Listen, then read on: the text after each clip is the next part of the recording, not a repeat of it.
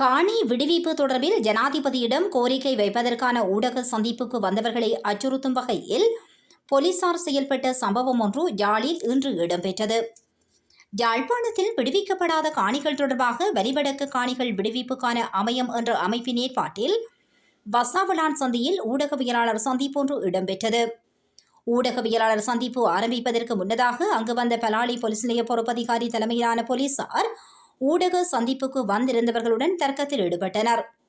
இது உயர் பாதுகாப்பு வலயம் எனவும் இங்கு கூட்டம் கூட முடியாது எனவும் ஊடக சந்திப்பு ஏற்பாட்டாளர்களுடன் பலாலி போலீஸ் நிலைய பொறுப்பதிகாரி முரண்பாட்டில் ஈடுபட்டார்.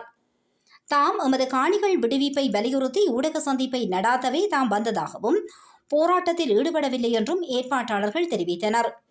இதனை அடுத்து அங்கு ஊடக சந்திப்புக்கு வந்திருந்தவர்களின் தேசிய அடையாள அட்டையை வாங்கி பெயர்களை பதிவு செய்த போலீசார் அங்கு ஊடகங்களுக்கு கருத்து தெரிவித்தவர்களை காணொளி மற்றும் புகைப்படங்களை எடுத்து அச்சுறுத்தும் வகையில் செயல்பட்டனர். இவற்றை காணொளியை எடுத்த ஊடகவியலாளர்களையும் போலீசார் மற்றும் போலீஸ் புலனாய்வாளர்கள் அச்சுறுத்தும் வகையில் காணொளி எடுத்தனர்.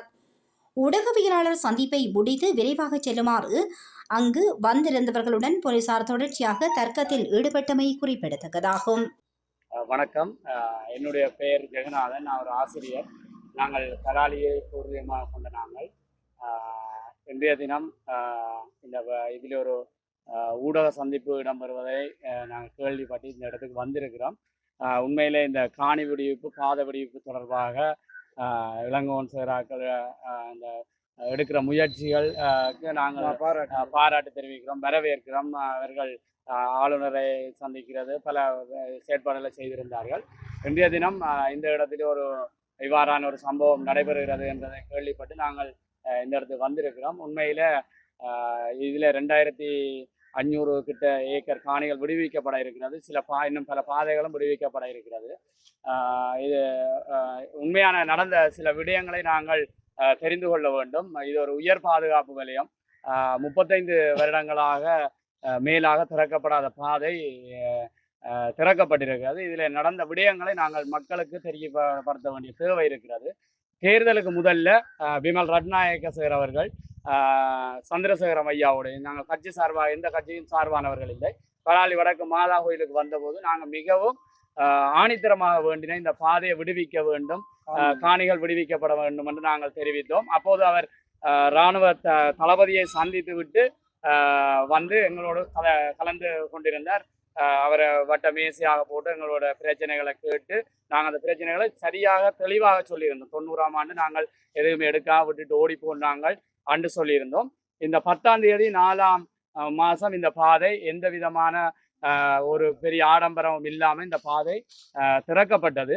அந்த பாதை திறக்கிறதுக்கு முதல்ல மீண்டும் விமல் ரட்நாயக்க சார் அவர்களும் பாதுகாப்பு செயலாளர் விமானப்படையினுடைய அதிகாரியும் பலாலி இராணுவ தளபதியோடு கதைத்து அந்த பாதுகாப்புக்கு தொடர்பானவர்களோடு கதைத்து இந்த பாதையை விடுவிக்கிறதால பாதுகாப்பு பிரச்சனை எதுவும் இருக்காண்டு இராணுவத்தினுடைய பாதுகாப்பு பொறுப்பானவர்களிடம் கேட்டபோது பரவாயில்லை, இப்பொழுது பகல் வேளையிலே அதை செல்றதுக்கு இராணுவம் உண்மையில் அந்த இராணுவ தளபதி முன் வந்து அதை சொல்லியிருந்தார். ஒரு மகஜர் கொடுக்கறதுக்கு கோயிலுக்கு பெர்மிஷன் எடுக்க இந்த சிவன் கோயிலுக்கு போன ஒரு ஆளுக்கு சொல்லியிருக்கிறார், நீர் நாளைக்கு உங்களோட வீட்டை அந்த பாதையால் நீர் போகலாமன்ட்டு. அவ்வாறு ஒரு மனமாற்றம் வந்திருக்கிறது. இந்த அரசியல் கட்சிகள் இந்த நிச்சயமாக அவர்களுக்கு தான் இந்த பொறுப்பு இருக்கிறது. நாங்கள் ஜனாதிபதி வந்த போதும் மாவட்ட ஒருங்கிணைப்பு குழு கூட்டத்திலே மகஜர் கொடுத்திருக்கிறோம். ஹரணி அமரசூரி அவர்கள் ஏழாலைக்கு வந்தபோது சந்தித்திருக்கிறோம். தையட்டியிலே கதைத்திருக்கிறோம். இவ்வாறு எங்களுடைய பிரச்சனைகள் விமான நிலையத்து காணி விஸ்தரிப்பு காணி தேவையில்லை என்ற விஷயம், விமான நிலையத்துடைய வீதியினுடைய நீளம் மக்களாக அரசியல்வாதிகள் செய்ய வேண்டியது அவர்கள் செய்கிறார்கள். இதில் நிறைய விடயங்கள் இருக்கிற நாங்கள் யாரோட முரண்பட இங்கு வரவில்லை. மக்கள் மிக தெளிவாக தெளிவுபடுத்தி இருந்தோம்.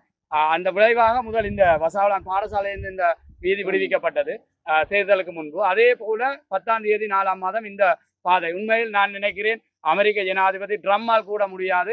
இவ்வளவு ஒரு பாதுகாப்பு மத்தியில் எந்தவித முகாங்களும் அகற்றாமல் இந்த பாதை இப்போது சாத்தியமில்லை. அவர்கள் இந்த வழிவடக்கிலே காணி விடுவிக்கப்பட்டிருக்கிறது 243 ஏக்கர். ஆனா இதுவரைக்கும் எந்த அரசியல்வாதிகளும் பாராளுமன்றத்தில் அதை கதைச்சு அதை விடுவிக்கிறதுக்கு அவர்கள் கதைக்கவில்லை. நாங்கள் இவர்களை குறை சொல்லவில்லை. அங்கே நாங்கள் மக்கள் அதை தேடி போய் ஆராய்கிற போது தங்களுக்கு 1,80,00,000 ரூபா நிதி தேவை என்றிருந்தார்கள். பட்ஜெட்டில் ஒதுக்கப்பட்டிருக்கிறது. ஆகவே நாங்கள் கேட்டோம். 80 லட்சம் ரூபாய் இப்போ கொடுக்கப்பட்டிருக்கு சொல்லப்பட்டிருக்கிறது. இன்னும் அவர்கள் எடுக்கவில்லை. அதை நாங்கள் இராணுவத்தோடும் ஏனையவர்களோடும் கதைக்கிற போது அவர் சொல்றாரு, அந்த அதுல இருக்கிற 2-3 இராணுவமாவையும் எடுத்து வீதிக்கு இங்கால கொண்டு வராங்க, எங்களுக்கு கட்டிடம் இல்லை, இதை இப்போ கட்ட முடியாம இருக்கு, இது நாங்கள் வெளி மாவட்டங்களுக்கு ஆற்றுவோம். சில விஷயங்களை நாங்களும் விளங்கிக் கொள்ள வேண்டும். இல்லை நாங்கள் இராணுவத்துக்கு சார்பாகவும் கதைக்கவில்லை. நடைமுறை சாத்தியம் அதை எடுக்கிறதுக்கு அவர்களுக்கு காசு 80 லட்சம் ஒதுக்கப்பட்டிருக்கு. அதை எடுத்து திருப்பியும் இந்த பலாலி நடுவுக்குள்ளாலே அந்த பாதையை அந்த வேலியை போட்டா திருப்பியும் அது கொடுங்க வந்து. ஆகவே அதுல இவியல் அதை கொண்டு வர்றதுக்கு தங்களுக்கு கால அவகாசம். உண்மையில் 2028ஆம் ஆண்டு வரைக்கும் ராணுவம் கால அவகாசம் கேட்டு காணி விடுவிக்கப்பட வேண்டும், வீதிகள் விடுவிக்கப்பட வேண்டும். ஆனால் நீங்கள் இதிலே செய்கிற இந்த விஷயங்களை நாங்கள் திருப்பவும் சொல்லுறோம், இதை நீங்க அரசியல் வியாபாரம் ஆக்க வேண்டாம். இல்ல எங்களுக்கு பிடிக்குது, நாங்க வரவேற்கிறோம். ஆனா நாங்க திருப்பவும் சொல்றோம், இதை வச்சு அரசியல் மக்கள் இவியல் ஓகே, நீங்க ஒரு ஊடகவியலாளரா நீங்க கேட்கறதுக்கு நாங்க சொல்றோம். இதே எங்களுடைய தமிழ் அரசியல்வாதிகள் டேவிட் கேமரோன் வந்த பொழுது நீங்கள் வீடியோ எடுத்திருந்தீங்க. 3000க்கும் மேற்பட்ட மக்கள் மாவட்ட கந்தசாமி கோயிலுக்கு வந்திருந்த போது அரசாங்கத்தின் அஜெண்டாக்கு ஏற்ப அத்தனை தமிழ் அரசியல் கட்சிகளும் செயற்பட்டு கொண்டு இதோ கேமரோன் வாராரண்டு சபாபதி பிள்ளை முகாம்தான் வெளிவடக்கண்டு காட்டி அவரை அனுப்பிவிட்டு இதோ வாராரண்டு கண்ணீர் விட்ட அரசியல்வாதிகளை நாங்க பார்த்திருக்கிறோம். இந்த காணிகள் விடுவிக்கிறது எப்போ விடுவிச்சிருக்கலாம். இவர்கள் காலத்தை பிழைக்க விட்ட, அதாவது மைத்திரி சிறிசேனா அவருடைய காலத்துல இதுல நிறைய ஏக்கர் காணி விடப்பட்டது. நாங்கள் அங்கே ராமநாயர்கிட்ட கேட்டோம். அவர் சொன்னா நீங்க விஜயாலாவோட நிக்கிறீங்களாண்ட. அப்படி நாங்க அப்ப சொல்றோம், இது ஒரு நல்ல சந்தர்ப்பம், கடைசி நேரம் என்று நாங்க அழுதோம், போய் கேட்டோம். ஆனா நீங்க விடுவிக்கல. இப்ப திருப்பவும் நாங்க இப்பவும் கேட்டுக்கொண்டிருக்கிறோம், இது ஒரு நல்ல காலம். ஆகவே நீங்கள் அரசியல் செய்து இந்த பாதைகளை குழப்பாதீங்க. உண்மையிலே அது இப்ப நாங்க மக்கள் சொல்றோம், 6 மணிக்கு அது வளமையா எந்த பாதையும் வெளிவா இந்த உயர் பாதுகாப்பு நிலையத்துல முதல் அப்படி விடுவான், பிறகு 6 மணில இருந்து 9 மணி ஆக்குவான், பிறகும் கூப்பிட்டு கேட்பான் உங்களுக்கு பாதுகாப்பு பிரச்சனை இல்லைன்னா இரவு விடுவான். அப்ப இப்ப இந்த படிப்படியா பிறகு எங்களுக்கு வாக்குறுதி எடுத்திருக்கிறாங்க. நாங்க திருப்ப நாங்க கேட்கிறோம், இவைய குழப்பவரே இல்லை. நாங்க இவையோட சேர்ந்து நாங்க ஆளுநரை எல்லாம் சந்திச்சிருக்கிறோம். நாங்க சொல்றோம், இந்த இடத்துல இராணுவத்தை சீண்டியோ நாங்க நேரடியா சொல்றோம், நாங்க இராணுவம் சார்பா இல்ல அரசியல், நீங்க வந்து சீண்டி அரசியல் செய்ய வேண்டாம். இதை நீங்க பிரஸ் கிளப்ல வச்சிருக்கலாம், இல்ல ஜனாதிபதி வாரார் அங்க வச்சிருக்கலாம். ஆனா இங்க வந்து நீங்கள் இந்த பாதையை பூட்டினா நாங்க மக்கள் எதிர்த்து போராடுவோம். அது யாரா இருந்தாலும் போராடுவோம். ஏனென்றா எங்களுக்கு இந்த வழிகள் தெரியும். எங்களை நீங்க இதுவரைக்கு இந்த அரசியல்வாதிகள் சரியா செயற்பட்டு இருந்தா இந்த பாதை எங்களுக்கு வடிவா தெரியும். இந்த விமான நிலையம் பாதை மாத்தி இருக்கிறீர்கள், மக்களுடைய காணிக்குள்ள கொண்டு போய் நீங்க டாக்ஸிவே போட்டிருக்கிறீங்க. ராணுவத்தோட ஏர்போர்ஸோட போராட சொன்னா நாங்கள் எந்த நாட்டுக்கும் இந்த பாதையை நாங்க கொடுக்கல, நாங்க போராட. நீங்க என்ன சேர்க்கிறீங்க, உயர் பாதுகாப்பு நிலையத்துல மக்கள்கிட்ட காணியை பிடிச்சு இந்த விமான நிலையத்தோட பேரை மாத்தி அதே வாசலை மாத்தி மக்கள்கிட்ட காணியை பிடிச்சிக்க. எங்களுக்கு ஒரு இன்டர்நேஷனல் ஏர்போர்ட் தேவை. நாட்டு சுத்தி இருக்கிற இந்த சிவத்தமண் விவசாயம் செய்கிற மண்ணுக்குள்ள வந்து வசாவிலான் வரைக்கும் கொண்டு போய் ஏர்போர்ட் போட்டு எல்லாம் செய்யலாம். இதுக்கு இடங்கள் இருக்கு. இப்போ நீங்க ஒவ்வொரு இந்தியாவினுடைய ஒவ்வொரு கம்பெனிக்கு காணியை சுவீகரிக்கிறாங்க நினைக்கிறீங்க. மக்களை பேக்காட்டி இங்க பிறக்காத பிள்ளைகள் வயசு போனவர்களை ஏமாத்தி காணியை சுவீகரிக்கிறாங்க.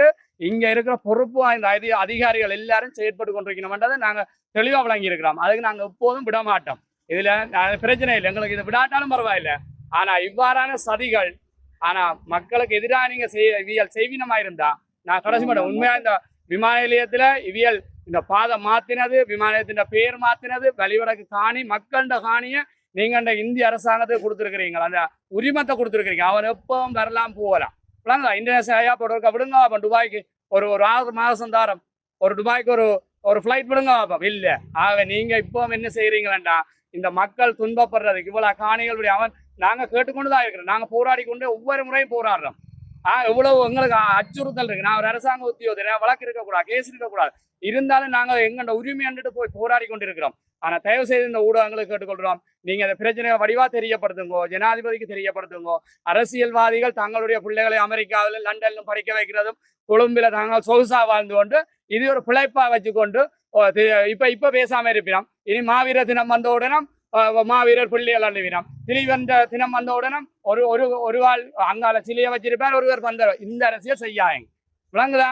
இந்த மண்ணுக்காக இறந்தது எல்லாம் ஏழை மக்கள் விளங்குதா? அப்ப அந்த ஏழை மக்கள் இப்ப என்ன செய்யறோம், அவர் நல்ல ஆட்சி வந்திருக்கு. இப்ப நீங்க ஏறமாட்டா ஒரு சட்ட ரீதியாக இந்த அரசியல் கட்சிகள் ஒரு முடிவெடுக்கணும் பார்ப்போம்.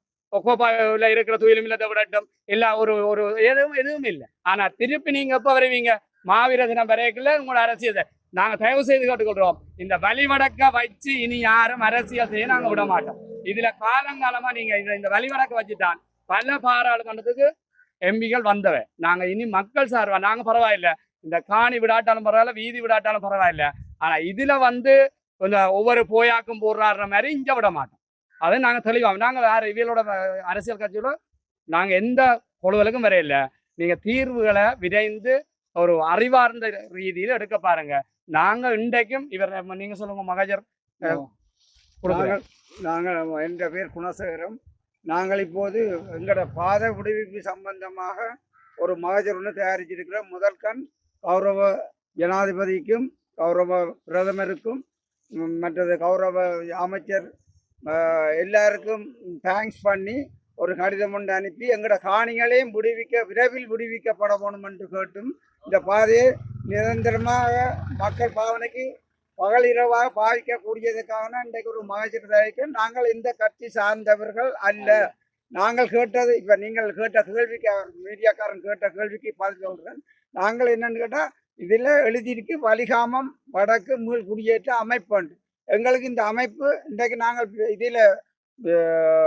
இதில் பார்த்து தான் நாங்கள் இங்கே வந்தோம். எங்களுக்கு தனிப்பட்ட அழைப்போ அல்லாட்டி நாங்கள் வழியில் இருக்கிற எங்களை இந்த அமைப்பில் சேர்த்ததோ இல்லை.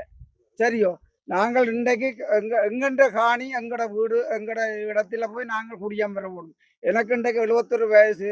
நான் 71 வயசுல என்ன இந்த காணிங்க என்ற பிள்ளைகளுக்கு இந்த பாதை சிறந்த வழியைத்தான் இதுதான் என்ற காணி, இதுதான் என்ற காணி, இதுதான் கோயில். மற்ற கோயிலுக்கு போகிற பாதையெல்லாம் இப்பவும் பிளாக் பண்ணிக்க. அது சம்பந்தமாக இந்த மகஜரில் போகுது. நாங்கள் சுதந்திரமாக கோயிலை போய் நாங்கள் தரிசிக்க வேணும். ஆகையால் நாங்கள் இப்போ கேட்ட கேள்வி உங்களுக்கு சில பேருக்கு வருத்தமாக இருந்தால் முதற்கண் நாங்கள் வினயமாக நாங்கள் மன்னிப்பு கூறுகிறோம். ஏன்னா எங்களுக்கு தெரியாது இந்த அமைப்பு இருந்தால் நாங்கள் அமைப்பில் நாங்கள் அங்கத்துவம் பெற்று நாங்களும் இதோடு சேர்ந்து போராடுவோம். நாங்கள் ஒரு ஃபேஸ்புக்கில் பார்த்து தான் நாங்கள் இன்றைக்கு வருகிறோம். நீங்கள் இப்படி ஒரு அமைப்பு இருக்குன்ற எங்களுக்கு தெரியாது. புதுசா ஒரு அமைப்பு ஒன்று தொடங்கி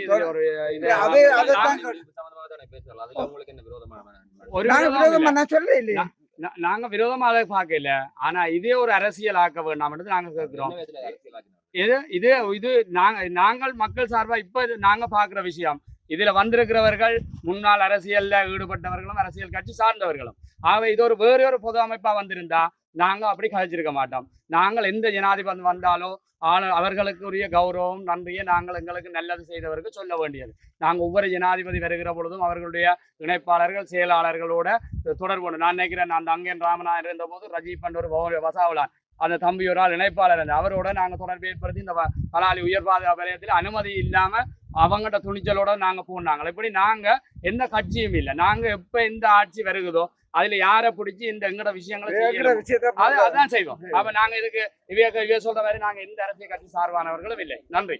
நன்றி, வணக்கம். ஜனநாயக இலங்கை ஜனாதிபதி மதிப்புக்குரிய சகோதரர் அனுரா அவர்களே, வழிவடக்கு உயர் பாதுகாப்பு காணிகள் விடுவிப்பு தொடர்பாக 1990ஆம் ஆண்டு முதல் 35 வருட காலமாக உயர் பாதுகாப்பு வலயம் என்னும் பெயரில் இலங்கை அரசினால் கையகப்படுத்தப்பட்டுள்ள வழிவடக்கில் கீரிமலை, காங்கேசன்துறை, தையிட்டி, ஊரணி, மயிலிட்டி, பலாலி, வயாவிலான், கட்டுவன், குருந்தசிட்டி, தோலகட்டி ஆகிய கிராமங்களில் மக்களின் காணிகளை ஜனாதிபதி அனுரகுமார திசாநாயக்காவின் தேர்தல் விஞ்ஞாபனத்திலும் தேசிய மக்கள் சக்தியின் பாராளுமன்ற தேர்தல் விஞ்ஞாபனத்திலும் கூறப்பட்டதற்கு அமைய உடனடியாக காணிகளை விடுவிக்குமாறு வழிவடக்கு காணிகள் விடுவிக்கான அமையம் கோரிக்கை விடுக்கிறது.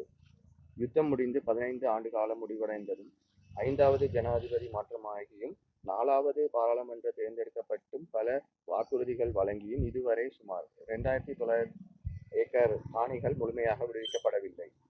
கடந்த 10/4/2025 அன்று பலாலி வீதியின் ஒரு பகுதி நிபந்தனைகளுடன் பகல் நேரத்தில் மட்டும் திறந்து வைக்கப்பட்டதை வரவேற்கும் அதே நேரம் 2018ஆம் ஆண்டு நல்லாட்சி அரசின் ஆட்சியில் தேசிய பாதுகாப்பு குழுவின் அனுமதி பெறப்பட்ட காங்கேசன்துறை, மயிலிட்டி, பலாலி போன்ற கிராமங்களில் விடுவிக்கப்பட்டிருந்த சுமார் 500 ஏக்கர் காணிகளில் 50 ஏக்கர் காணிகள் மட்டுமே இதுவரை மக்களின் தேவைக்கு விடுவிக்கப்பட்டுள்ளது. முக்கியமாக இந்த காணிகளை மக்கள் முழுமையாக அனுபவிக்க முடியாத நிலையில் இராணுவ கெடுபிடிகள் தொடர்ந்து நீடிக்கின்றன. தேசிய மக்கள் சக்தி தனது தேர்தல் விஞ்ஞாபனத்தில் அனைவரும் சமமாகவும் சமத்துவமாகவும் நடாத்தப்படும் புதியதோர் இலங்கையை உருவாக்குவதாக வாக்குறுதி அளித்துள்ளது. ஜனாதிபதி தேர்தல் முடிந்து 6 மாதங்கள் ஆகியும் பாராளுமன்ற தேர்தல் முடிந்து 5 மாதம் கழிந்தும் புதிதாக காணிகள் விடுவிக்கப்படவில்லை. மக்களின் துன்பத்தினை தமது அரசியலுக்கு தேசிய மக்கள் சக்தி பயன்படுத்தாது என்று கூறியிருந்தாலும், இனவாதமற்ற அரசியலை ஏற்படுத்துவதாக வாக்குறுதி அளித்திருந்தாலும், சிங்கள மக்கள் கூட ஆதரிக்கும் பொதுமக்களின் காணிகளை விடுவிப்பதில் ஏன் தாமதம்? எதிர்வரும் உள்ளூராட்சி தேர்தல் 6/5/2025 அன்று நடப்பதற்கு முன் வடக்கு மக்களின் வாக்குகளை பெற்ற நீங்களும் உங்களது அரசும் உயர் பாதுகாப்பு வலயத்தில் இருக்கும் மக்களுக்கு காணிகளை உடனடியாக விடுவிக்க வேண்டும் என்பதை வலியுறுத்தும் அதே நேரம் பின்வரும் கோரிக்கைகளை உங்கள் அரசுக்கு முன்வைக்கின்றோம். வலிவடக்கில் முப்படையினரது உயர் பாதுகாப்பு வலயம் என்ற பெயரில் கையகப்படுத்தப்பட்டுள்ள அனைத்து காணிகளையும் உடனடியாக விடுவிக்கப்பட வேண்டும். 1983ஆம் ஆண்டு முதல் விமான நிலைய விஸ்தரிப்புக்கென கையகப்படுத்தப்படும் இதுவரை எந்தவித பயன்பாடோ அபிவிருத்தியோ செய்யப்படாத காணிகள் உடனடியாக உரிமையாளரிடம் கையளிக்க வேண்டும். ஜனாதிபதி மாளிகை மற்றும் தையிட்டி விஹாரை போன்ற காணிகள் தொடர்பாக விசேட அவதானம் எடுத்து நீதியான முறையில் உரிமையாளர்களின் கோரிக்கைக்கு அமைவாக காணிகள் மீளளிப்பதற்கான வெளிப்படையான தீர்வொன்றை முன்வைக்க வேண்டும். தற்போது அரசின் அமைப்புகளால் கையகப்படுத்தப்பட்டு அல்லது பயன்படுத்தப்படும் அனைத்து காணிகள் மற்றும் அவற்றின் உரிமையாளர்கள் தொடர்பான விவரங்கள் அடங்கிய முழுமையான வெளிப்படையான அறிக்கை ஒன்றை பொதுமக்கள் பார்வைக்கு வெளிப்படுத்த வேண்டும். விடுவிக்கப்பட்ட காணிகளை பாதிக்கப்பட்ட மக்கள் தங்களை பாதுகாப்பதும் பராமரிப்பதில் உள்ள சவால்களை நீதியானது மனிதாபிமான முறையில் கையாண்டு காணிகளை பாதுகாப்பதற்கு எல்லைகளை நிர்ணயிக்கும், குறைந்தது வேலி போட்டு மின்சார இணைப்புகளை பெற அரச நிதி ஒதுக்கீடு செய்து 2025 தொடக்கம் கட்டமாக அமுல்படுத்த வேண்டும்.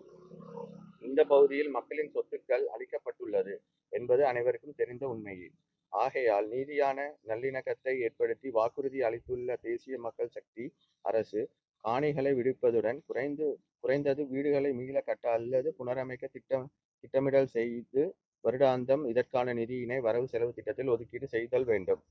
இந்திய மீன்பிடி படகுகள் காரணமாக எமது மீன்பிடியினருக்கு ஏற்படும் பாதிப்பு பற்றி அனைவரும் அறிவார்கள். அதே நேரம் 1981ஆம் ஆண்டு வடக்கு மக்களுக்காக கட்டப்பட்டு 2017ஆம் ஆண்டு புனரமைக்கப்பட்ட மயிலிட்டி மீன்பிடி துறைமுகம் மயிலிட்டி உட்பட வடபகுதி மீனவர்களின் தேவைகளுக்கு பயன்படுத்த உடனடி நடவடிக்கை எடுத்தல் வேண்டும். கையகப்படுத்தப்பட்ட இந்திய இழுவு படகுகள் மற்றும் தென்பகுதியில் இருந்து வரும் பெரிய மீன்பிடி படகுகள் குறைக்கப்பட்டு உள்ளூர் மீனவர்களின் தேவைகளை பூர்த்தி செய்யப்பட வேண்டும். மயிலிட்டி துறைமுகம் மயிலிட்டி மீனவர் சங்கத்தின் பராமரிப்பிற்கு வழங்கப்பட வேண்டும். மீன்பிடி துறைமுகங்கள் நாடெங்கும் மீனவர் சங்கங்களின் முகாமையிலேயே உள்ளன.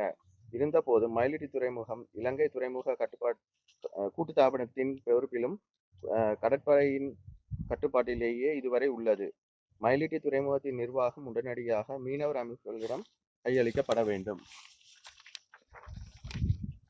காங்கேசன்துறை கீரிமலை வீதி மற்றும் கட்டுவன் வசாவிலான் வீதி உட்பட மூடப்பட்டுள்ள அனைத்து வீதிகளும் உடன் திறப்பதுடன் அந்த வீதிகள் ஊடாக பொதுமக்கள் பிரயாணம் செய்வதற்கான இலங்கை போக்குவரத்து சபை மற்றும் தனியார் பஸ் போக்குவரத்து ஏற்பாடுகள் செய்யப்பட வேண்டும். நல்லிணக்க அடிப்படையில் தமது கட்டுப்பாட்டில் இருந்த காலத்தில் அழித்து சேதமாக்கப்பட்ட அனைத்து மத ஆலயங்கள் மற்றும் கோவில்களை விடுவித்து அரச செலவில் மீள் புனரமைப்பு செய்வதை அரசு உடனடியாக ஆரம்பிக்க வேண்டும். எனவே ஜனாதிபதி மற்றும் பிரதமர் மட்டுமல்லாமல் தேசிய மக்கள் சக்தியின் 3 தேர்ந்தெடுக்கப்பட்ட பாராளுமன்ற உறுப்பினர்களுடன் தற்போது உள்ளூராட்சி மன்றங்களின் தமிழ் மக்களுக்கு தேசிய மக்கள் சக்தி அரசு நீதியையும் அபிவிருத்தியையும் ஏற்படுத்தும் என்று நம்பி களமிறங்கியுள்ள வேட்பாளர்கள் அனைவரிடத்திலும் நாம் இந்த கோரிக்கையை முன்வைக்கின்றோம்.